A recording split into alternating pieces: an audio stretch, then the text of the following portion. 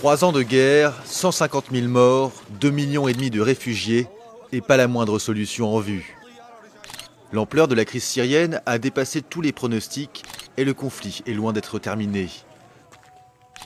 Mais comment expliquer une telle situation? Comment le soulèvement pacifique du printemps 2011 s'est-il transformé en un bain de sang généralisé? Pour comprendre, il faut passer en revue les différentes facettes de la crise. Le conflit en Syrie est d'abord une guerre civile. D'un côté, les rebelles, principalement des sunnites, la communauté majoritaire en Syrie. Ils occupent le nord, la banlieue de Damas et des zones rurales, au sud et au centre du pays.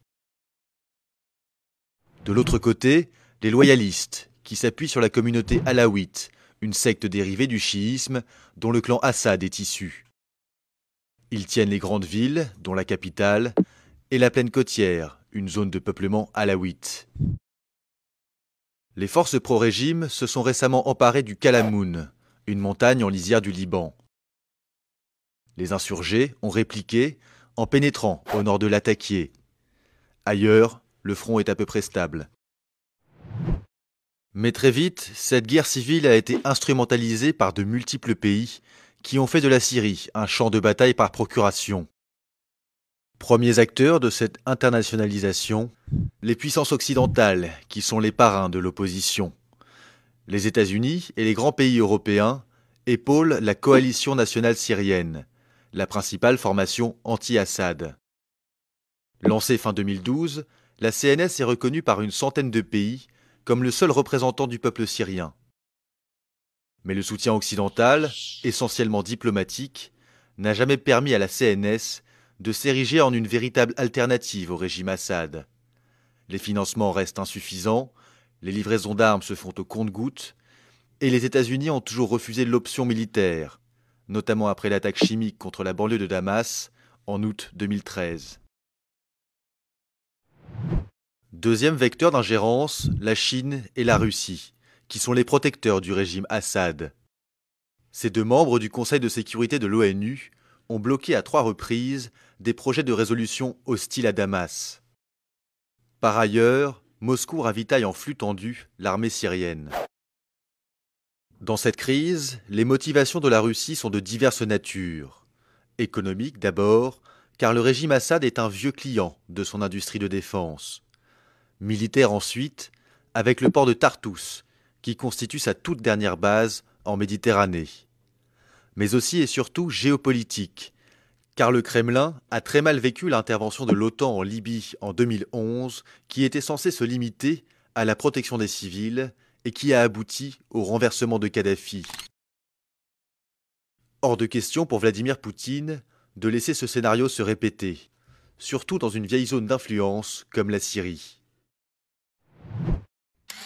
C'est ainsi que le soulèvement anti-Assad est devenu la proie d'un nouvel affrontement entre Est et Ouest. Troisième intervenant étranger dans le conflit syrien, les monarchies sunnites du Golfe, et notamment l'Arabie saoudite. Riyad a vu dans la révolte syrienne l'occasion d'affaiblir son adversaire numéro 1, l'Iran, le géant chiite dont le régime Assad est le principal allié au Proche-Orient.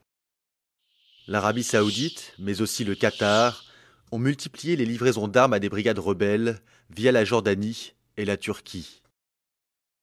Parallèlement, des donations privées ont afflué grâce à l'activisme de cheikh salafistes basés au Koweït. Avec le temps, les financiers du Golfe en sont venus à soutenir des formations de plus en plus extrémistes, comme le front Al-Nosra et la brigade Ahrar al-Sham, qui sont proches d'Al-Qaïda.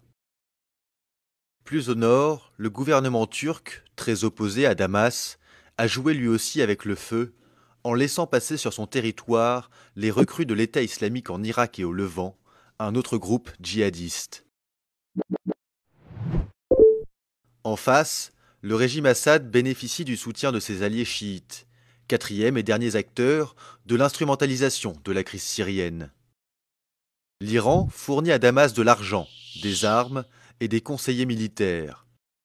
Il y a aussi le Hezbollah, la milice chiite libanaise.